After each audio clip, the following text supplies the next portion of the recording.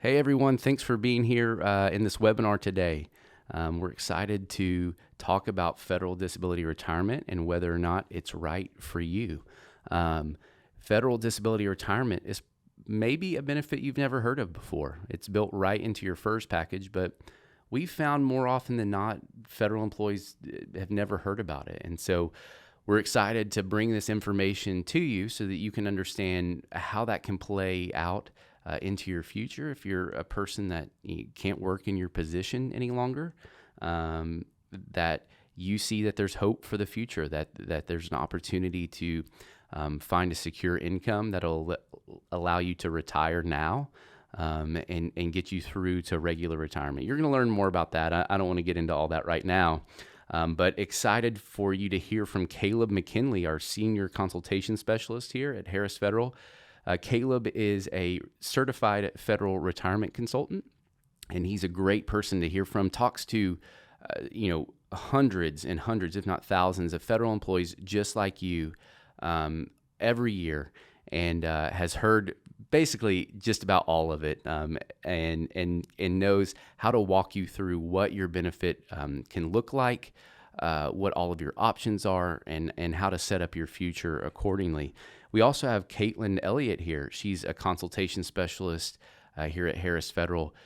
She's a great person to hear from. Just like Caleb, she talks to tons and tons of federal employees. So they have seen all the different situations and know how to walk federal employees through the steps of what their benefit could look like in their specific situation. And that's really important because, the benefit is the same for everybody, but your qualification, how other benefits can work together, all of those things all play together based on the federal employee's situation. And so we are going to walk you through some of that today, but they are great people to hear from.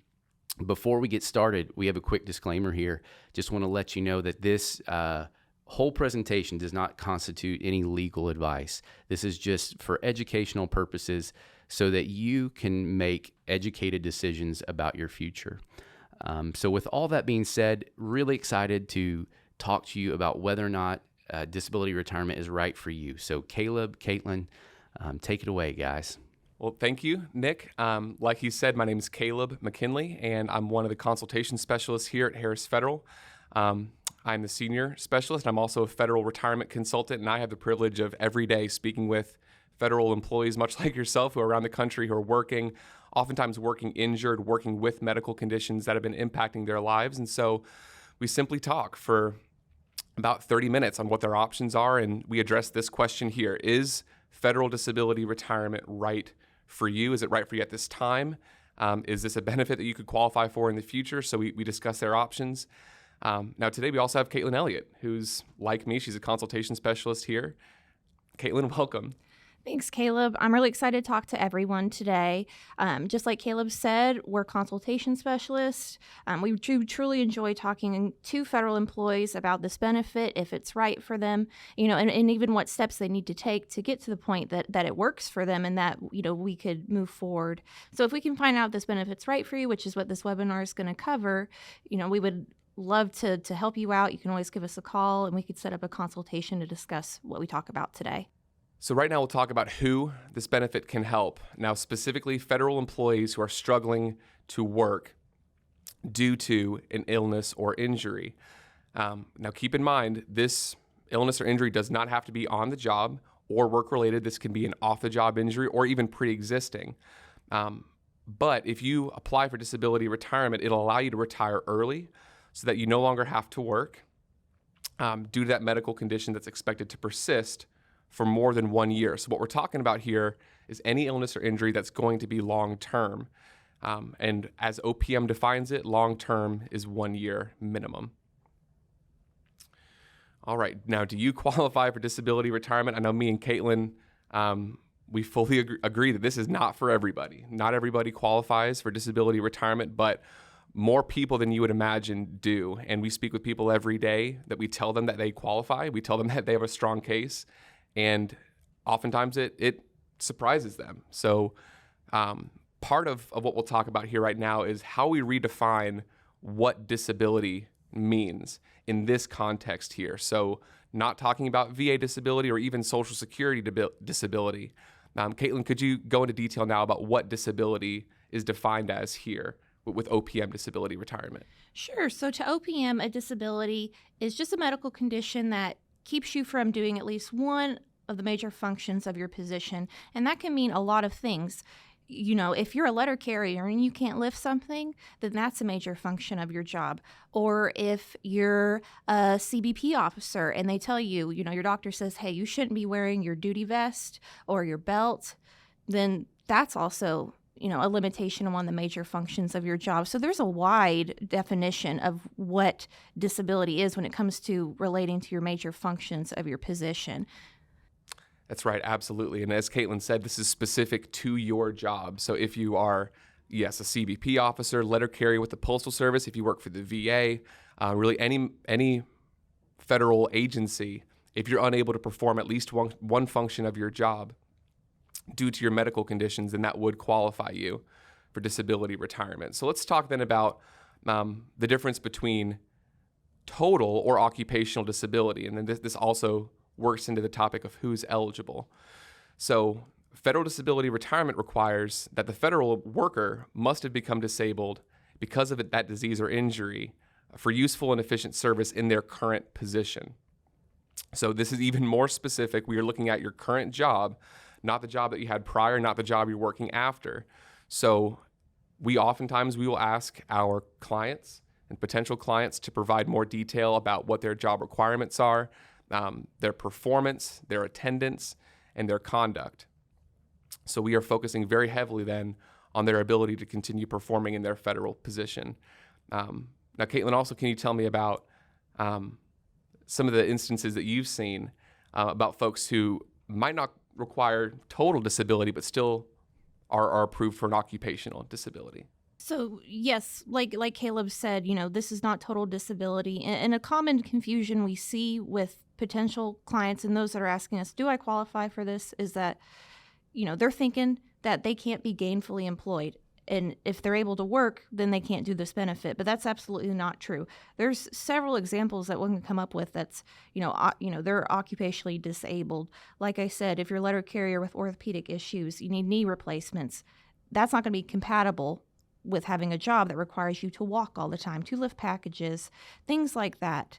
You know, even for sedentary positions, you know, you could qualify for occupational disability. You have a lumbar issue and you can't sit for long periods of time, or you have carpal tunnel and you can't type for more than 15 minutes at a time, then that could possibly qualify you for occupational disability. So you need to keep in mind that this isn't a benefit saying that you can't work at all. It's just that you can't do this federal job for at least 12 months. So to reiterate what Caitlin just said, part of the narrative that we're presenting to OPM on behalf of our clients is that they're unable to perform solely their federal position, that the current federal position they hold, not any other job that's out there. So that means the vast majority of our clients, even after they're approved for disability retirement, they're able to keep working in the private sector. They can find other work that is compatible with their health, different occupations here. So again, we're simply focusing on the criteria that their current job is not compatible with their health. But any other job that's out there, if it's compatible, they do have the option of working in the private sector even after they're approved for disability retirement. So with this slide here, what we've done is we've compiled just a brief list of some examples of some commonly approved medical conditions that our firm, Harris Federal, that we work with daily for our clients. And so like I said before, your medical conditions and injuries, they do not have to be caused by your employment, but there is still some criteria that OPM is looking for. So Caitlin, could you tell me just briefly about what some of the conditions that OPM is examining there whenever they look at an application for disability retirement? So the common conditions we see a lot, like you're going to see orthopedic injuries very commonly, especially with physical type jobs, ADHD, migraines, PTSD, particularly mental health issues. So a lot of people don't think that their disability may qualify if they have a mental health issue. Some people, they refer to that as the invisible disability, though. If it is keeping you from being able to do your job to its full capacity, then this could possibly be occupational disability. Other issues, we see fibromyalgia quite often, chronic fatigue syndrome, classic cases or medical conditions that can be difficult to treat, which, if you're having issues with that, then it is possible to get disability retirement if you meet the requirements. That's right. And with any of the medical conditions that Caitlin had just mentioned, those conditions either need to arise during employment. So in order for you to qualify, those conditions must have been diagnosed, or their symptoms must have been manifest during your employment as a federal employee, or there are pre-existing conditions that worsened during your employment. So that means we see a lot of clients of ours who are military veterans, and they have pre-existing service-connected conditions. Now, those conditions, they were diagnosed with decades and years prior to working for the federal government. However, during their tenure as an employee, they got worse. And so that's really where it helps to have proper treatment, proper medical records from the doctors that can show and establish a worsening of those conditions. But regardless, if those conditions presently impact or impair your ability to do your job, then that will satisfy OPM's criteria that it was a condition that was manifest while you were on the rolls as a federal employee. Now let's explore another term that we've used before, but less than fully successful. Now this is, again, part of the OPM terminology. This is part of the criteria that they're looking for. So less than fully successful means there is a deficiency of some kind in performance, attendance, or conduct. And disability retirement is designed for those who have a disease or injury that makes them less than fully successful in their job. And so part of our work is demonstrating what aspect or element of the job they were unable to perform, or if their attendance or conduct prevented them from retaining their position. So Caitlin, can you give us just a brief example of any kind of occupational either deficiencies or service deficiencies that you would see in potential clients you speak with? Yes, so one of the most common service deficiencies we see is in attendance in particular. If you have had to burn through all of your leave and then you're in leave without pay, that could be considered an attendance deficiency if we can tie your time in leave without pay to your medical conditions. Also, performance deficiencies are pretty common to see. If you're having, pretend you had fully successful performance evaluations, but over time, as your conditions have worsened, you're getting less than successful or minimally successful. These could possibly be a performance deficiencies. Conduct is a little different. Conduct, there's several things that you could show for a conduct deficiency. Sometimes with mental health issues, you may act differently in the workplace than you originally did. You may have some issues with coworkers. That could also be considered an attendance deficiency. But everything we just have to keep in mind is that we have to tie it medically to your condition. So if we can tie this into your service deficiency, then it is possible to prove that to OPM. And just to clarify, OPM is just looking for that you aren't successful in at least one aspect of your job. So you don't need to have a deficiency in all three of these categories, just at least one. So if you have an attendance deficiency alone, but you're fully successful in your performance and conduct on paper, then it's very possible to do disability retirement. That's a great point. So yes, like Caitlin said, we're not looking at whether you're totally disabled from this job, and you can be able to do 99% of your job. But if there's that 1%, that one critical element that you cannot perform, that would be enough for us to establish that you are medically not qualified to continue working, that you do qualify for an occupational disability. So whenever we talk about fully successful, we're talking about 100% every single aspect and element that is on your performance description, your position description. If there is an element that you cannot medically perform, then that will qualify you for disability retirement. And oftentimes what we'll see with an agency is they will offer modified work. And we put it in bold here because it's true, but modified work doesn't count. Your agency cannot offer you modified work and say that they've completely resolved this issue. And many federal employees that we speak to, and many agencies in general, will offer modified work assignments because of the medical restrictions. And so we've had clients who are medically restricted from lifting, from running, from climbing ladders, from being in tight confined spaces, even down to the environment. They're not able to be in hot or cold weather. So the agency will give them work inside, or they'll allow them to work from home. But the problem with that is a lot of these modified job assignments, especially if they're not written down with a formal reasonable accommodation, they're not protected and they can be taken away at any time. So we tell our clients, and this is very common, that even if you are working modified or light duty, you can still apply for and be approved for disability retirement while you are working. Because like we had just said with fully successful, being fully successful means 100% of your job. If you are not performing 100% of your job, then you will qualify for disability retirement. So it's one thing to talk about modified work or modifying your current position.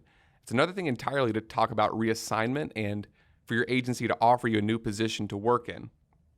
And in order for you to accept a new position of reassignment, there's a lot of criteria that OPM needs to meet, or that needs to be presented to OPM in order for that position to be valid. It's got to be a vacant position in your same agency at the same grade or pay level, and it has to be within the same commuting area, within your medical restrictions, and it's got to be a job that you're fully qualified for. So now that we've kind of gone over who might qualify and what types of disabilities and injuries would qualify a federal employee, let's start to talk about what the benefit actually would look like practically and what you'd receive if you're approved for it. So Caitlin, could you give me a brief summary of the highlights of disability retirement? Sure. So the first question everyone asks is, how much money will I make on this benefit? Well, it is a fairly generous benefit, especially compared to the rest of the retirement system. So the first year you're on it, you're going to get 60% of your high 3 average salary. So your highest 36 months of consecutive pay. You're going to get that at the first year. Then every year after that until age 62, you're going to get 40% of your high 3 average salary. So now that we've discussed how you might qualify for disability retirement and whether that would fit your situation, let's start to talk about the nitty-gritty here and what you would actually receive if you were approved for disability retirement. This is the question that we often get the most. What is it going to pay, and what is the monthly annuity going to look like? And that's one of the biggest highlights here. You get to be paid monthly by OPM. You get to also work in the private sector. So even while you're occupationally disabled from your federal position, you can still work another occupation elsewhere. You also get to continue to accrue credible years of service, and those will be attached to your pension whenever you reach age 62. We'll talk about that as well.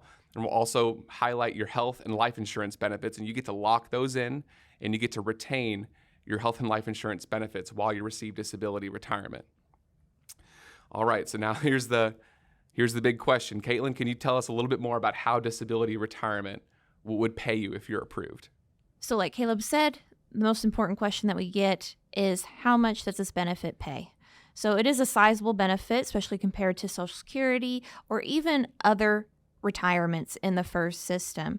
So the first year you're on it, you're going to get 60% of your high 3 average salary, which is a sizable amount of your income, especially if you're not working. And then every year after that until the age 62, you're going to get 40% of your high 3. So you can see, while there is a reduction in your income, you're still getting a sizable amount of money each month. So this does come in a monthly annuity. That's right. And this is stable income. And I speak with a lot of folks who are scared. They're terrified that if they're unable to work, they will lose everything. But this benefit shows you that you can, for the first year, you're going to be making more than half of your high 3 average, and then a good stable 40% of your high 3 every year after. That could be 20 years, 10 years until you reach age 62. But it is a great stable foundation. It's going to allow you to get the bases covered. It's not going to be 100%, but it certainly will provide a lot of good stable financial security. This is a sizable amount of money that a lot of folks stand to gain. They have no idea that they qualify for it. But this money, whether you're working or not, you're going to qualify for this federal benefit if you apply for federal disability retirement with OPM. And importantly, this is taxable income. So there is still going to be income taxes that's taken out. So depending on your age and depending on your years of service, this might change. But yes, keep in mind that this is still subject to federal taxes. So you might be thinking, well, what is my high 3 average? Well, a high 3 is the average of your highest 36 months of basic pay. This will be calculated by OPM once you're approved for disability retirement. Now, there's always ways that you can get an estimate of that. You could look at your SF50s and look at your basic pay and do the math on that.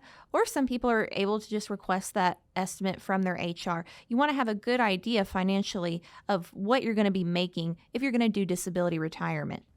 That's a great point, Caitlin. And yes, if you can calculate this, this basic pay, what you're looking at is your locality, your cost of living. Those are included in your basic pay, so it's not just your base pay. And yes, this high 3 average, this is consecutive months. So find that 3-year period where your salary peaked, and that's going to be what OPM considers to be your high 3. So we've put together this chart just to provide a visual idea of what this concept would look like year after year. And again, this is depending on your high 3. So let's just assume that that's 100%. Okay, so then year number 1, you're receiving 60% of your high 3. And then every year following, year 2, 3, 4, 5, 6, etc., until you turn age 62, that's when you receive 40% of your high 3. So you can imagine how this number here, the amount of money that you will receive from the federal government, it is going to grow. So keep this in mind here. So this is just your foundation. Again, we've built this kind of like a visual, like a building block. So let's just go to the next slide here and talk about how long does this last. And I said before, this is a bridge to age 62. This is how you're able to bridge the gap between today and the day you turn 62. This benefit, disability retirement, will continue to be paid monthly so that you receive that stable annuity each month. And then at age 62, even if your special provisions, even if you qualify for an early retirement based on your age and based on your service, this clock will keep ticking until you reach age 62, and then it'll recalculate into your regular retirement. And just to elaborate on what Caleb said, for special provisions, this is a really great benefit for you in particular. So, as you know, in special provisions, there's minimum retirement ages and things like that. But this benefit allows you to accrue special provisions years of service until age 62, and also is a significant percentage more than most people that were to retire on their immediate annuity. That is a great point. So yeah, regardless of your age at the date of your retirement, even if you do qualify for a special provisions retirement, you're going to get added years of service on top of that. Again, the clock continues to keep ticking until you reach age 62. And even for a standard federal employee, if you do not have special 6C provisions, there's still a possible 10% bonus if your credible years qualify. So if you exceed a certain amount of years, if it's 20 years of service or 30 years of service total, if you accrue more time, then it'll still factor into your pension whenever you reach age 62. So this is very important for you to think about. You're not going to lose your pension. That pension's not going to be reduced either. In fact, it's going to grow for every year that you receive disability retirement. So it's a huge thing to consider whenever you're looking at your future. So now let's talk about, for the folks that we represent, the federal employees who may not be able to work for their agency, but who are capable of working in the private sector. Let's talk about how this might factor in there with disability retirement in the picture. So, we are providing just the assumption that the federal employee has an occupational disability. Again, they're not able to walk, run, lift, perform any law enforcement activity, but they're still able to work, so they're not necessarily qualified for total disability. And a lot of folks that I speak to, they're able to work as teachers, realtors. They start businesses, they start their own companies. They're able to work in ways that they're passionate about, whether that's healthcare, daycare.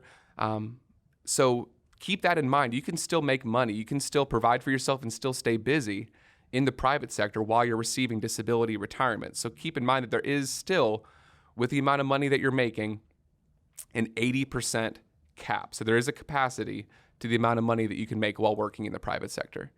So Caleb mentioned the 80% cap on your earning capacity. So you can work in the private sector, like he said, and you can earn up to 80% of your old position's current salary and still get your disability retirement on top of that. So if you're on disability retirement, you always want to keep an eye on what your income is.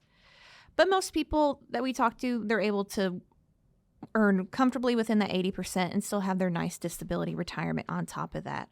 And I tell people this benefit, think of it as opportunity. You get to do a new career that works for you in your medical conditions. It's a big opportunity for a big change that can be really positive in your life, but you're still able to earn a livable wage.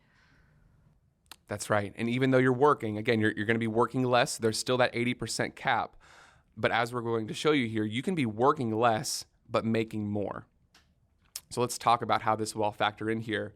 So going back to the building blocks that we had established in the previous slide, you'll have 100% at the very far left of your original salary.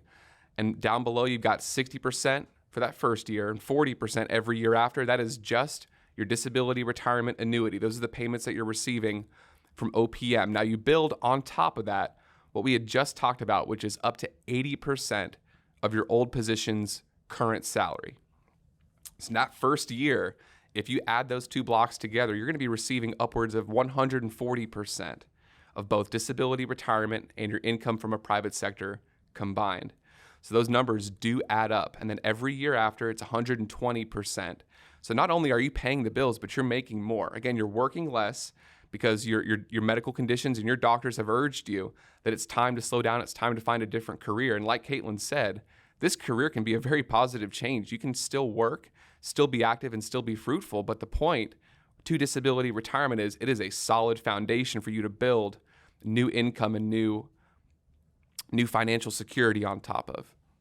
All right. And just to expand on what Caleb said about credible years of service, that's one of the best benefits to disability retirement is getting to accrue years of service. So if you're retiring at age 42 on disability retirement and you have 10 years of service, by the time you turn age 62, you're going to have 30 years. So you have 20 years that you didn't have to work for in the federal government that you'll be entitled to when you turn age 62, which is a pretty significant percentage when you're thinking of how regular retirement is calculated. And you want to have that waiting for you at age 62 when you fully retire. That's right. And a lot of folks, they'll just consider the amount of time that they worked to be factored into their pension. So they're only going to calculate their pension based on the years of service that they actually worked.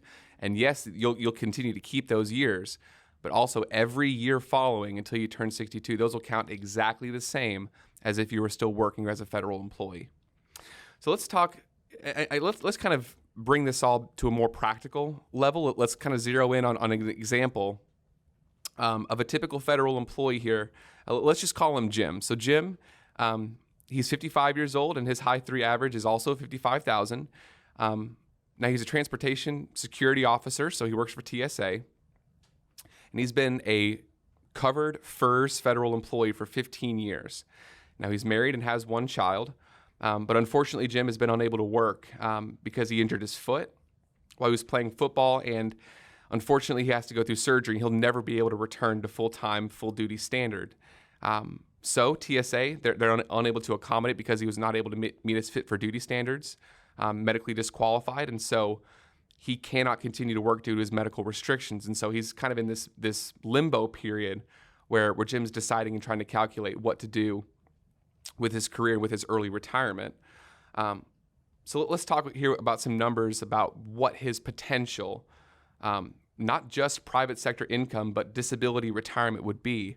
So if Jim were to apply for disability retirement using his starting salary at $55,000, the first year of disability retirement, he would just be paid by OPM $33,000, which is 60% of his $55,000 salary. On top of that, if Jim's able to work in the private sector, there's an additional $44,000, and that would apply every year following. So the second year, what Jim is receiving from OPM, it will drop to $20,000, but still you'll see that total, he'll be able to exceed 120% of his original salary. You add up all of that time, you add up that total disability retirement, that's $153,000 that Jim was able to receive just from disability retirement. And then his total private sector income, the amount of money he was able to earn from wages, was $308,000. So all of that money, if you're looking at your own personal situation here, if you're plugging your own high 3, your own salary into this calculation, into this chart, keep in mind this could be a substantial amount of money that you stand to gain here. So definitely, if you have questions about this, we'd be happy to help. We'd be happy to have a consultation with you and go through this in detail. But certainly consider your age and your salary whenever you're looking at what disability retirement could potentially pay you if you qualify. Yeah, Caleb. So in this situation, he would be getting $461,000 over 7 years, which is $65,857 per year. That's a sizable income, like you said. That's right. And let's also take into account now, as we discussed prior, his incredible years of service. He's already been a TSA employee for 15 years. So whenever Jim medically retires, he's going to tack on an extra 7 years to his pension. It's going to come out to equal 22 total years of service. So that all that time, again, the time on the rolls and the time spent on disability retirement, they count the exact same. So they count just like Jim still working as a federal employee for those 7 years. So I hope that you guys understand that this is not just, benefit month to month. This is not wasted time. This is time that's going to be fruitful. Again, for 7 years, the benefit starts to add up. It starts to accumulate. So again, this is not wasted time. Once you medically retire, that's not the nail in the coffin. This is just the beginning of how your benefit's going to accrue over time. So consider that certainly whenever you look at your retirement options now. So we want to look at one more example while we're here, just so you understand this benefit. We have Jane. She's 50 years old, and she has a high 3 of $60,000. She's a food inspector. She has 15 years of service, and she's married and has 2 children. Let's take a look at Jane's injuries. She severely injured her knee while on duty, which is different than what happened to Jim, who was injured off duty. She underwent surgery, but was never able to return to full duty, and the USDA was unable to accommodate her medical restrictions. So with those facts, and now that we know that Jane qualifies for disability retirement, we can start to talk about the math and how the money will shake out here for her potential future. So for Jane's earnings here, with her original salary at $60,000, the first year she has the capacity to make $48,000 working in the private sector. And again, that will continue to apply. So she'll be able to make $48,000 every year following until she reaches age 62. Because Jane is 50 years old, that'll be for 12 years. Now, disability retirement for the first year, it'll be calculated at $36,000. So a little bit more than Jim. But then it'll drop to $24,000 every year following until Jane turns 62, which again will be 12 years. So just factoring in her disability retirement annuity for 12 years with a high 3 of $60,000, that is $300,000 that Jane is earning, not by working, just by receiving disability retirement monthly. And then on top of that, Jane has the potential to earn an additional $576,000 for 12 years. So look at this. This is not out of the ordinary. I mean, a high 3 of $60,000. That would be, if you look at it in the long run, again, for 12 years receiving disability retirement, this is a substantial amount. And let's add this number together here. So just from disability retirement, $300,000. Then the potential to earn an additional $576,000 in the private sector. Again, Jane can work as a realtor, teacher, she can be a counselor, she can do something that is sedentary, that doesn't require the use of her injured knee. But this will be, for 12 years, $876,000, which is $73,000 a year. So Jane has maximized her income. She's been able to medically retire because she was unable to work, but she still found a way to make well over $875,000. So again, these 12 years that she spent was not wasted time. Jane was able to work. She spent time on disability retirement, getting incredible years of service. So now you add 15 years of service that she already had, time that she already had credited under FERS. Then you add the additional 12 years of time on disability retirement. That shakes out to 27 total years of service. She's effectively increased her pension to 27 years of service as opposed to just 15. So now when Jane turns 62, it's going to look like that she's been working for the USDA for the past 12 years. Even though she hasn't stepped foot in that building for the last 12 years, she's still going to get all of that credit, and all that time is going to continue to count. So as you're looking at this, please remember that even if you medically retire at age 50 or even younger or older, when you medically retire, it still looks like you're working as a federal employee on paper. You lock in your benefits and you lock in your pension to grow, just like you're a federal employee still on the rolls at your agency. Now let's talk about when is it right for you to apply. So we'll talk about the timing here. And we've discussed prior whether an active or modified duty station would count. Like we already said, it is not considered to be a full accommodation if you're working modified duty or with an injury or illness that is causing problems with your performance, attendance, or conduct. We've also used the term full and efficient service when talking about this concept of active or modified duty. So even if you're doing 99% of your job, if there is 1% of your job that you're unable to medically perform, that would still qualify you. That means it is right for you to apply. So now I'd like to transition and talk about when it's right for you to apply. So the timeline of this, again, it's very important. And any number of situations and experiences might impact your decision on when it's right to apply for disability retirement. And one of the common situations that I see whenever somebody's considering disability retirement is whether or not they're working still full-time, full duty, or whether they're working on a modified or light duty station. So if you're working, but it's light duty, if you're not performing, again, fully successful, full and efficient service, if you're not performing 100% of your job, or if you're missing time, if your attendance is not where it needs to be, or if your conduct is not satisfactory, then that's a signal right there. That signal should tell you that it's time to consider at least whether or not you would qualify for disability retirement. If your health is starting to have a tangible impact on your ability to do your job, that experience alone should tell you that moving forward, you have other options. You can medically retire. That's a great example, Caleb. And another one that we see pretty frequently are people that have burned through their leave. So if you're using your leave, if you're dependent on FMLA, leave without pay, you're using your sick and annual leave, and you have no expectation of being able to return to work soon, then disability retirement is something that you may need to consider. So a common scenario I see is someone that's been on LWOP for a long time. They're really worried about their financial status, even possibly, their insurance. But the benefit of disability retirement is the nice annuity that you're going to get every single month, and also being able to keep your federal employee benefits. So LWOP is a very common reason that we see people apply for disability retirement. And even if you aren't in LWOP status yet, if you're having to use leave often or your annual leave, it is possible for you to still apply for disability retirement. So you don't have to think of as I have to use all my leave before I can do this. Don't think of it that way, but you need to anticipate what could happen if you were to use all your leave.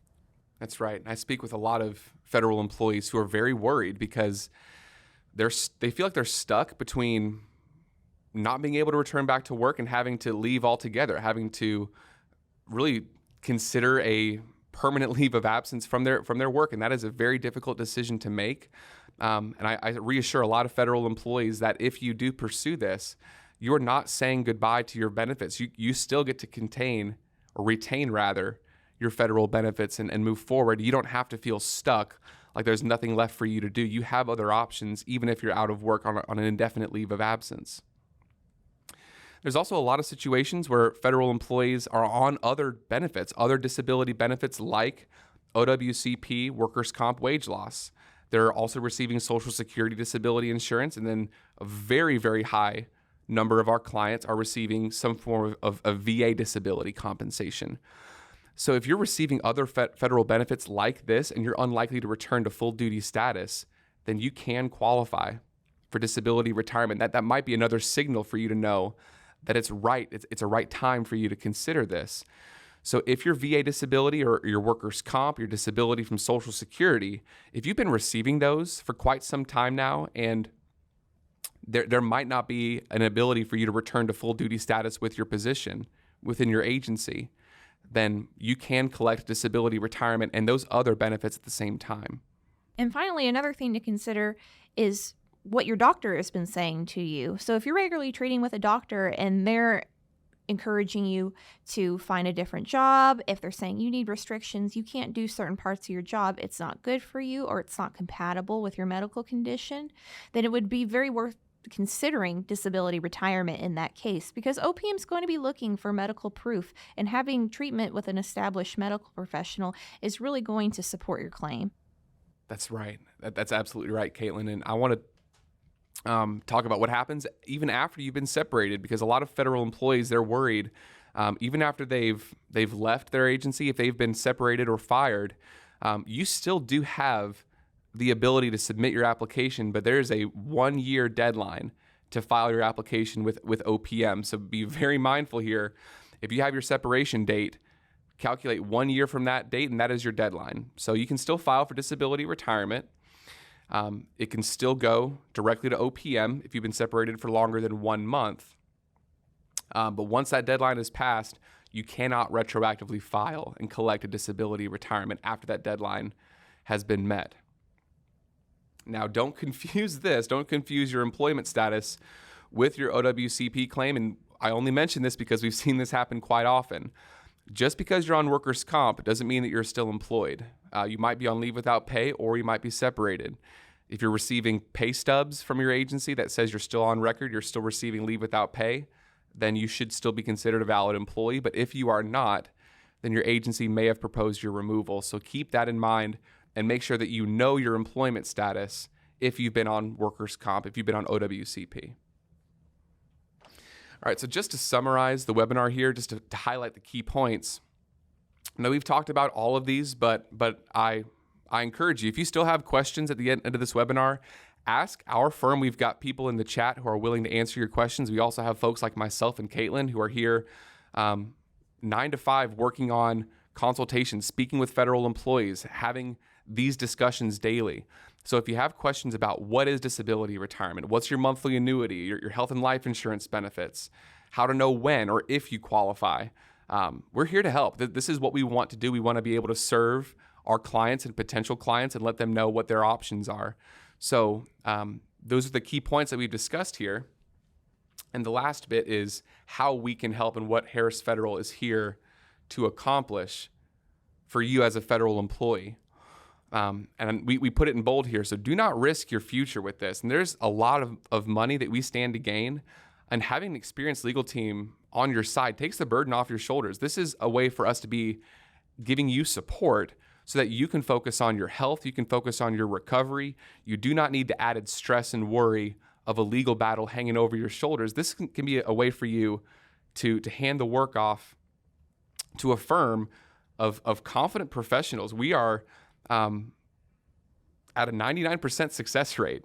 We have served over 6,000 clients, 6,000 federal employees. So if you have any concerns, if you're looking to consider disability retirement, Harris Federal would be honored to walk you through that application process together. So that way you can focus on what really is important, and then we can do the tough paperwork, the legal battle, whatever needs to be taken care of to get OPM to approve your claim.